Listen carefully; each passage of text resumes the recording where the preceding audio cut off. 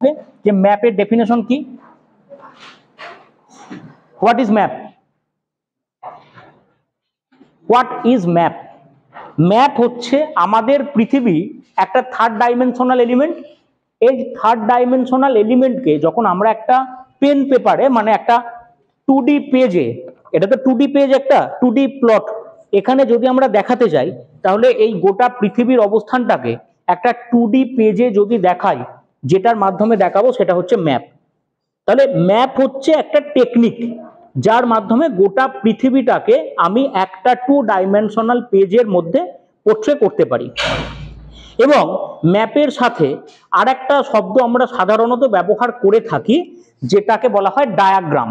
Diagram বিষয় হচ্ছে এই রকম যে বিভিন্ন ধরনের তথ্য, লেট সাপোজ বিভিন্ন, এই যে স্ট্যাটিস্টিক্যাল ডাটা, এই ডাটাবেস মুখস্থ রাখা কিন্তু খুব কঠিন।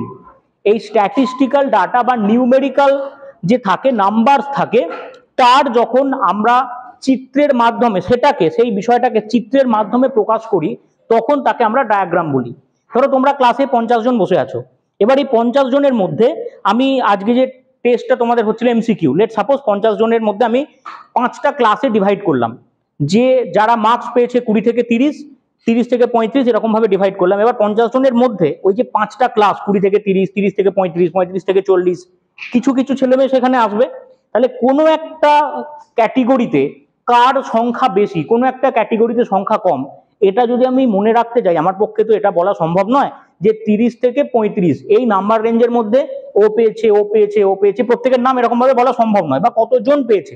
আমি সিম্পলি কি করব, আমি এরকম ভাবে কতগুলো বার তুলে দেব, যে সাপোজ একটা ক্যাটেগরিতে আমি যদি এখানে বলি এটা হচ্ছে 30 থেকে 35, এটা 35 থেকে 40, আর এটা হচ্ছে 20 থেকে 30। তাহলে আমি যদি এই স্টেটমেন্টটা দিয়ে তোমাদেরকে বলি যে এই জায়গাটার উচ্চতা সব থেকে বেশি তোমরা দেখতে পাচ্ছ, তাহলে 25 থেকে 30 বা 20 থেকে 30, হোয়াট এভার, যে কোনো একটা আমি স্কেল নিলাম, তার মানে টোটাল 50 জনের মধ্যে ইট সাপোজ 35 জন স্টুডেন্ট এই ক্যাটেগরিতে পেয়েছে, তার মানে most of the students com number পেয়েছে। এটা একটা জাস্ট ছোট উদাহরণ দিলাম। এবার ধরো এটা বিস্তীর্ণ অঞ্চলের ক্ষেত্রে, ধরো তোমাদের মধ্যে মাধ্যমিকে বা এইচএস এক্সামে কে কত মার্কস পেয়েছে এটা আমার জানা দরকার, বা তোমাদের মধ্যে টোটাল, আমি বয়সের একটা ক্যাটেগরি করছি, কিসের জন্য, একটা সেন্সাসের জন্য আমার দরকার। তাহলে এটা আমি জানবো কি করে, এই স্ট্যাটিস্টিক্যাল ডাটাকে একটা চিত্রের মাধ্যমে রূপ দেওয়াকে বলা হয় ডায়াগ্রাম। এবং এই যে কার্টোগ্রাফি, আমি এখানে লিখেছি কার্টোগ্রাম, কার্টোগ্রাম হচ্ছে একটা পার্টিকুলার বিষয়কে বোঝানো হয়। আর কার্টোগ্রাফি কি, কার্টোগ্রাফি হচ্ছে একটা সায়েন্স। কার্টোগ্রাফিকে বলা হয় ইট is the only art and the science of geography which represents the numericals. অর্থাৎ যে পদ্ধতির মাধ্যমে আমি যে নিউমেরিক্যালসকে রিপ্রেজেন্ট করছি, যে পদ্ধতির মাধ্যমে আমি গোটা পৃথিবী যে থার্ড ডাইমেনশন আছে সেটাকে 2 ডাইমেনশনে নিয়ে আসছি, তাকে বোঝানো হয়, সেটার যে সায়েন্সটা সেটা হচ্ছে কার্টোগ্রাফি। কার্টোস থেকে শব্দটা এসছে। এই হচ্ছে মূল বিষয়, এবং আমাদের খুব অল্প বিষয় পড়তে হবে। যেমন আমি প্রথমে বলবো যেটা, সেটা হচ্ছে ম্যাপ। ম্যাপের কত ধরনের ম্যাপ হয় তোমরা দেখবে, একটা কোয়েশ্চেন হয় যে টোপোগ্রাফিক্যাল ম্যাপ ভারতবর্ষে কে তৈরি করে, বা টোপোগ্রাফিক্যাল ম্যাপে আমরা কি ধরনের বিষয়বস্তু দেখতে পাই। একটা পার্টিকুলার কোয়েশ্চেন আমার মনে পড়ছে, আমি বলছি, এইটাই, এই লাইনেই কোয়েশ্চেনটা থাকে, physical and cultural element can be শোন in which of the following map. দুটো বিষয়, ফিজিক্যাল এলিমেন্ট আমি দেখাতে পারি, লাইক কোনো জায়গার বনভূমি, কোনো জায়গার উচ্চতা, এবং তার সাথে কালচারাল এলিমেন্ট মানে হচ্ছে ধরো মানুষজন সেখানে রাস্তাঘাট তৈরি করেছে, মন্দির মসজিদ গির্জা কিছু আছে কিনা, মানুষের বসতি তৈরি হয়েছে, এই যে বিষয়টা, এটা আমি একটা ম্যাপে দেখতে পাই। কোন ম্যাপে? এই ধরনের কিছু কোয়েশ্চেন জেনারেলি জিজ্ঞাসা করে, তো সেটাই হচ্ছে বিষয়। তো ম্যাপের আমরা ক্লাসিফিকেশন করব। সিম্পলি দেখো, ম্যাপকে যদি আমরা ক্লাসিফাই করি, হ্যাঁ তার আগে আরেকটা বিষয়, ম্যাপসের ক্লাসিফিকেশনে যাব, তার আগে আরেকটা বিষয় আমি এখানে উল্লেখ করব, স্কেল। এই শব্দগুলো কিন্তু তোমরা তোমাদের মতো করে নোট ডাউন করবে, রিটেন করবে তোমাদের খাতায়। স্কেল কাকে বলে, কারোর কোনো আইডিয়া আছে? স্কেল কি?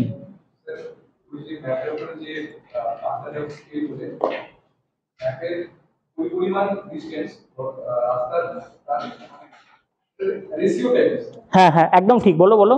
Ratio types, ratio between what? Very good. ম্যাপের মধ্যে আমি একটা যেটা দেখতে পাই স্কেল, স্কেল মানে আমাদের মাপতে সাহায্য করে। তো এক্ষেত্রে স্কেলের কনসেপ্টটা কেমন জিওগ্রাফিতে, it is the ratio between map distance and ground distance.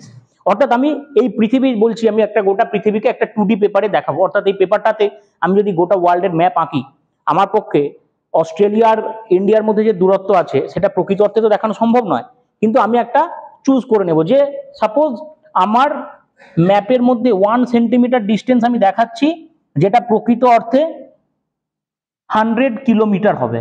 অর্থাৎ আমি যেখানে যেখানে 1 সেন্টিমিটারের ডিস্টেন্স, দুটো পয়েন্ট, যে কোনো দুটো পয়েন্ট ম্যাপের মধ্যে তার যে ডিস্টেন্স পাবো 1 সেন্টিমিটার, এটা গ্রাউন্ডে 100 কিলোমিটারকে রিপ্রেজেন্ট করছে।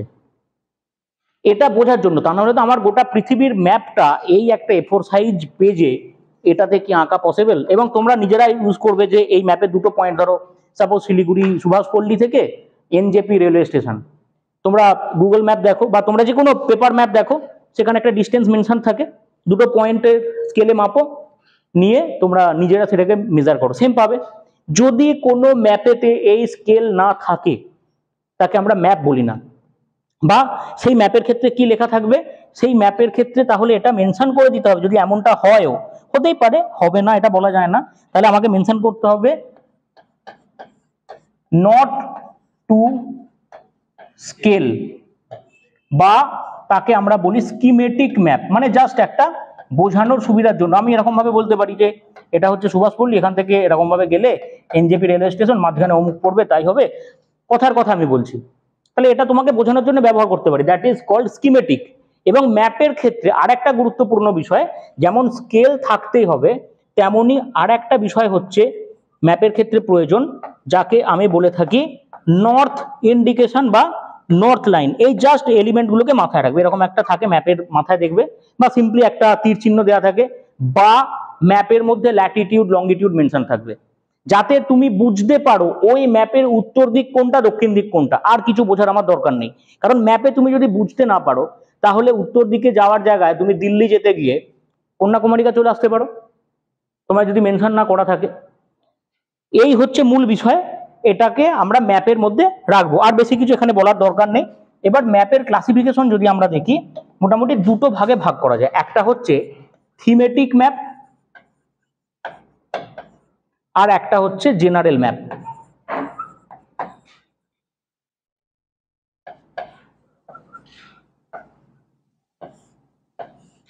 এই থিমেটিক ম্যাপ এবং জেনারেল ম্যাপের মধ্যে পার্থক্য কি? দেখো, জেনারেল ম্যাপ মানে হচ্ছে যে ম্যাপেতে সমস্ত কিছু দেখানো যায়, সমস্ত কিছু মানে ফিজিক্যাল আসপেক্ট, কালচারাল আসপেক্ট, সমস্ত বিষয়কে আমি যে ম্যাপে তুলে ধরতে পারি, সেই ম্যাপকে বলা হয় জেনারেল ম্যাপ। ধরো, যেমন এক্সাম্পল আমি বলতে পারি টোপোগ্রাফিক্যাল ম্যাপ, বা যেটা তোমরা টোপোসিটস বলে শুনেছো।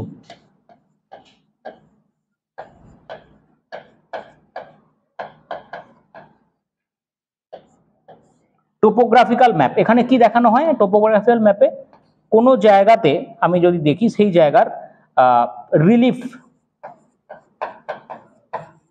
রিলিফ দেখানো হয়, কোনো জায়গাতে ভেজিটেশন দেখানো যায়।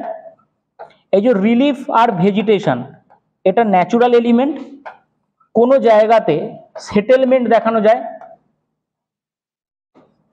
রোডস এবং ট্রান্সপোর্ট সিস্টেম, ইনফ্যাক্ট কোনো জায়গাতে রেল লাইন কোন জায়গা দিয়ে আছে, টেলিগ্রাফ লাইন, যেটা বর্তমানে নয়, আগেকার দিনের ম্যাপগুলোতে, মানে যেগুলো ধরো পুরোনো ম্যাপ সেগুলোতে থাকতো, টেলিগ্রাফ লাইন কোথায় আছে, পোস্ট অফিস কোথায় আছে, এই প্রত্যেকটা এলিমেন্ট দেখানো হয়। এই ম্যাপটা, এই যে টোপোগ্রাফিক্যাল ম্যাপ, এটা বেসিক্যালি আর্মির যে কোঅর্ডিনেশন তাতে কাজে লাগে। তোমরা বিভিন্ন মুভিতে দেখবে যে কাউকে ডাইরেকশন দিচ্ছে সামথিং নর্থ, সামথিং ইস্ট, মানে ল্যাটিটিউড লংগিটিউডে যেতে বলছে, কোঅর্ডিনেটে যেতে বলছে। সো বেসিক্যালি এটা তাদের ক্ষেত্রে ব্যবহার হয়, এবং জিওগ্রাফি পড়াশোনার জন্য সরি এটা ব্যবহার হয়, খুব ডিটেলস ম্যাপ হয়। এটা একটা হয়। আর একটা হচ্ছে থিমেটিক ম্যাপ। থিমেটিক ম্যাপ মানে হচ্ছে একটা পার্টিকুলার থিমকে ভিত্তি করে, যেমন তোমরা দেখবে দুর্গাপুজোর সময় বিভিন্ন থিম হয় না, যে এইবারের কোনো একটা বড় পুজোর ক্ষেত্রে হয়, কলকাতার দিকে পুজোগুলোতে বিশেষ করে, যেমন এইবারেই করেছিল এই ডিজনিল্যান্ড বা এরকম কিছু একটা করেছিল সল্ট লেকের দিকে। এইরকম যে বিষয়, একটা পার্টিকুলার বিষয়কে ভিত্তি করে, অর্থাৎ আমি যখন একটা ম্যাপ তৈরি করছি, লেট সাপোজ আমি বলছি ওয়েস্ট বেঙ্গলে টোটাল যা যা ডিস্ট্রিক্ট আছে আমি তার মধ্যে করব কোথায় পপুলেশনের ডেনসিটি বেশি, কোথায় পপুলেশনের ডেনসিটি কম। আমি কিন্তু ওই পার্টিকুলার ম্যাপটাতে পপুলেশন ছাড়া আর কোনো বিষয়কে ইনক্লুড করব না। ওই ম্যাপটাতে আমি শুধুমাত্র দেখাবো আমার যতগুলো জেলা আছে, 23টা জেলা আছে, 23টা জেলায় ডেনসিটি অফ পপুলেশন কোথায় কম কোথায় বেশি। এবার তুমি বলতে পারো অন্য কোনো টপিক হতে পারে, ডেফিনেটলি রেনফল কোথায় কম বেশি হয়, তুমি ক্রপের প্রোডাকশন দেখতে পারো, তবে যাই করো একটা particular topic must be there, আর কিছু সেখানে আমি ইনক্লুড করব না। That is called as a thematic map, একটা পার্টিকুলার থিমের উপর ভিত্তি করে হয়। এই একটা ক্লাসিফিকেশন আমরা করতে পারি। আরেকটা ক্লাসিফিকেশন করা যায়, সেটা হচ্ছে on the basis of scale. স্কেলের ভিত্তিতে কেমন ক্লাসিফিকেশন করা যায়, ধরো স্কেলের ভিত্তিতে একটা হচ্ছে লার্জ স্কেল ম্যাপ আর একটা হচ্ছে স্মল স্কেল ম্যাপ। এবার এই যে লার্জ স্কেল এবং স্মল স্কেলের যে ব্যাপারটা, এটা কেমন আসছে, ধরো আমি যে ম্যাপেতে খুব জুম ইন করছি, তোমরা মোবাইল ফোনে কোনো ছবি দেখছো, ল্যাপটপে কোনো ছবি দেখছো, এটাকে জুম ইন করছো, তাহলে তার ডিটেলস পাচ্ছ। যখন তার ডিটেলস পাচ্ছ, সেটা হয়ে গিয়ে দাঁড়ায় একটা লার্জ স্কেল ম্যাপ। মানে তুমি এই শিলিগুড়ি শহরের প্রত্যেকটা ওয়ার্ডকে দেখতে চাইছো কোনো একটা ম্যাপে, তাহলে ডেফিনেটলি তার এরিয়াল কভারেজ কম হবে। তোমাকে আমি বলছি একটা A4 সাইজের পেজ আমি তোমায় প্রোভাইড করব, তাতে শিলিগুড়ি শহরে মানে কর্পোরেশনের মধ্যে যতগুলি ওয়ার্ডস আছে সেটা তোমায় দেখাতে হবে, তাহলে স্বাভাবিকভাবে তুমি এরিয়াল কভারেজ কম করতে পারবে।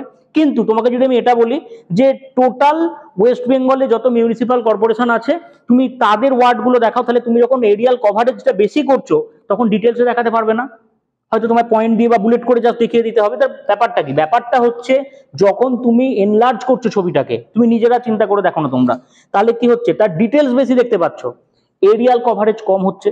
আর যখন সেটা অনেকটা এরিয়াকে কভার করছে তাহলে তার ডিটেলিং কম হবে। সিম্পল কনসেপ্ট, তাহলে তার ডিটেলিং কম হবে। এই যে বিষয়টা, এটাই হচ্ছে লার্জ স্কেল এবং small scale map. So large scale map হিসাবে আমরা বলতে পারি, তোমরা এটা প্রত্যেকে জানো, মৌজা ম্যাপ। এই যে মৌজা ম্যাপ, এটা কি ধরনের ম্যাপ, এটা প্রশ্নে জিজ্ঞাসা করে, WBCS মেন্সে দু একবার জিজ্ঞাসা করেওছে এটা, যে মৌজা ম্যাপ কি ধরনের ম্যাপ। এটাকে বলা হয় ক্যাডাস্ট্রাল ম্যাপ। এবং এই মৌজা ম্যাপের একটা পার্টিকুলার মাপ আছে। মাপটা কেমন, স্কেলের মাপ 16 ইঞ্চে 1 মাইল। মানে ম্যাপে যদি কোনো জায়গায় তুমি 16 ইঞ্চ মাপ পাও, তাহলে তোমায় মনে করতে হবে ওই দুটো পয়েন্টের মধ্যে গ্রাউন্ডে অ্যাকচুয়াল ডিস্টেন্স হচ্ছে 1 মাইল। এই স্কেল অনুযায়ী এই ম্যাপটা তৈরি করা হয়, যেটাকে তোমরা আমাদের প্রত্যেকের একটা বাড়ির দলিল আছে, এবং সেই দলিলের এগেনস্টে দেখবে একটা নাম্বার থাকে, দাগ নাম্বার, জেল নাম্বার, এরকম নাম্বার থাকে, দাগ নাম্বার, পর্চা বার করা হয়, যেটা দেখবে ল্যান্ডের রেকগনিশনের ক্ষেত্রে কাজে লাগে। যে এই যেমন টাইলস গুলো পাতা আছে এখানে, এটা কার নামে রেকর্ড করা আছে, ওটা কার নামে রেকর্ড করা আছে, এই বিষয়টা বুঝতে এটা আমাদের হেল্প করে মৌজা ম্যাপ। এবং মৌজা ম্যাপ হচ্ছে one of the most detailed map, যে কারণে তার এরিয়াল কভারেজ ছোট হয়।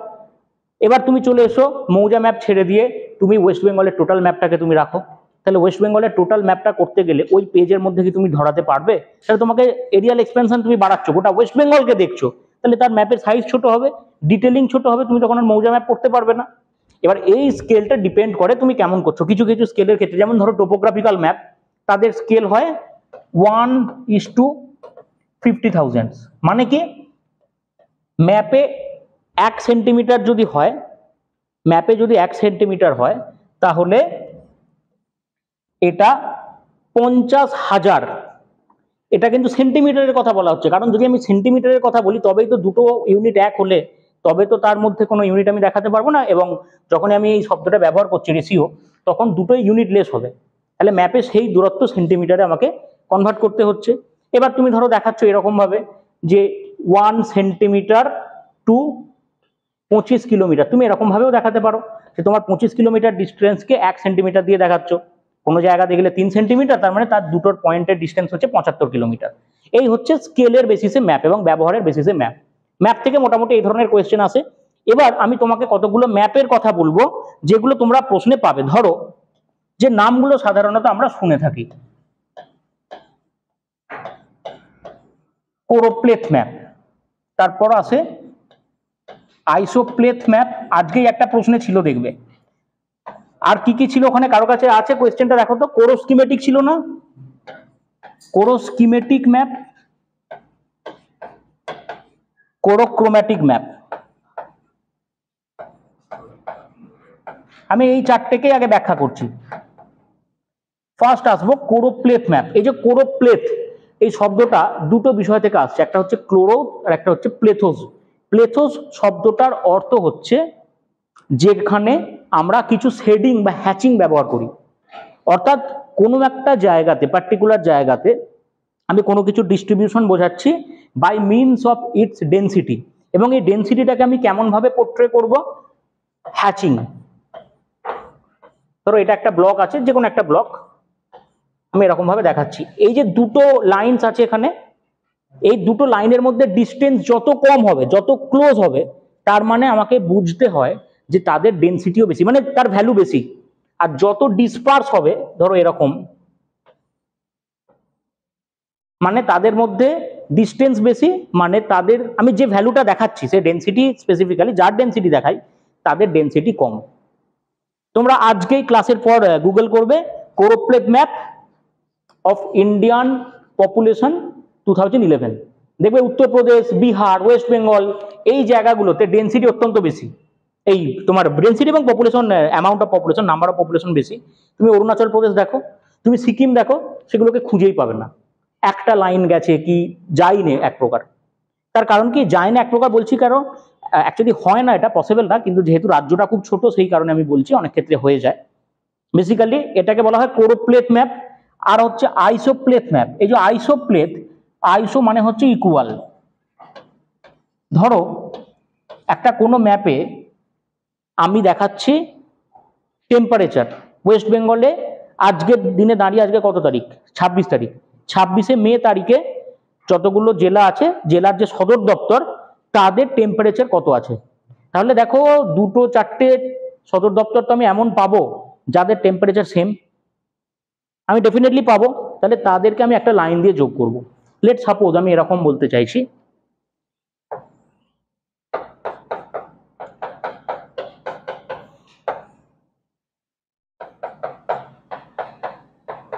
ধরো এইরকম কিছু লোকেশন ছিল, আমি এটা দেখাচ্ছি 40 ডিগ্রি সেন্টিগ্রেড, এটা দেখাচ্ছি 35 ডিগ্রি সেন্টিগ্রেড। ব্যাপারটা হচ্ছে এই যে পয়েন্টগুলো আছে এগুলোকে আমি যুক্ত করেছি, তার মানে এই প্রত্যেকটা অংশ 40 ডিগ্রি সেন্টিগ্রেড তাপমাত্রা যুক্ত আজকের দিনে দাঁড়িয়ে। আর এই যে তিনটে পয়েন্ট আমি যোগ করেছি 35 ডিগ্রি সেন্টিগ্রেড। তার মানে তোমাকে এই পয়েন্টসগুলো তো থাকবে, কোনো ম্যাপে পয়েন্টসগুলো থাকবে, তুমি জাস্ট সেগুলোকে একটা লাইন দিয়ে কানেক্ট করো। তাকে আমি বলছি কি, তাকে আমি বলছি সেই পার্টিকুলার লাইনগুলোকে বলছি আইসো লাইন। এই আইসো শব্দের অর্থ হচ্ছে ইকুয়াল, আর লাইন মানে হচ্ছে রেখা বা লাইন। এবার আইসোপ্লেথ কখন হচ্ছে, যখন আমি এই লাইনের ভিত্তিতে কোনো ম্যাপ আঁকছি। সিম্পল একটা জিনিস চিন্তা করো, এটা হচ্ছে আমার টোটাল এরিয়া, আমি এখানে